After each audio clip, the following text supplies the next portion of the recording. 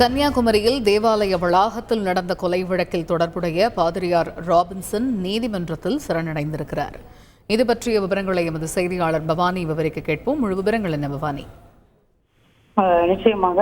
அதாவது கன்னியாகுமரி மாவட்டம் திங்கள்சந்தை அருகே இருக்கக்கூடிய மேலோட்டை சேர்ந்தவர் சேவியகுமார் அரசு போக்குவரத்து கழக ஊழியரான இவர் நாம் தமிழர் கட்சி நிர்வாகியாகவும் பொறுப்பு வகித்து வருகிறார். இந்த நிலையில அங்குள்ள மிக்கல் அதிதூதர் ஆலய பாதிரியார் இல்லத்தில் கடந்த 20ஆம் தேதி சேவியர் குமார் கொலை செய்யப்பட்ட சம்பவம் பல்வேறு பகுதிகளில் பெரும் பரபரப்பை ஏற்படுத்திய நிலையில் இது தொடர்பாக தக்கலை ஒன்றிய திமுக செயலாளர் ரமேஷ் பாபு, பாதிரியார்கள் ராபின்சன், பென்டோ உள்ளிட்ட 15 பேர் மீது வழக்கு பதிவானது செய்யப்பட்டிருந்தது. இந்த நிலையில் ஆலய துணைத் தலைவர் ஜஸ்டஸ் சோப் வின்சன் ஆகியோர் நேற்று முன்தினம் இரவு கைது செய்யப்பட்டார். பாதிரியார் ராபின்சன் உள்ளிட்டோரை கைது செய்ய வலியுறுத்தி வருகிற 26ஆம் தேதி நாகர்கோயில் ஆட்சியர் அலுவலகம் முன்பு நாம் தமிழர் கட்சி ஒருங்கிணைப்பாளர் சீமான் தலைமையில் ஆர்ப்பாட்டமும் நடைபெற இருப்பதாக அறிவிக்கப்பட்டும் இருந்தது. அதுபோக நாம் தமிழர் கட்சியை சார்ந்த பல தரப்புகளில் இருந்து போராட்டமானது வெடித்து வந்த நிலையில் தற்பொழுது தலைமறைவாக இருந்த பாதிரியாரான ஜெபராஜ் மகன் ராபின்சன் இன்று திருச்செந்தூர் நீதிமன்றத்தில் இன்று ஆஜரானார்.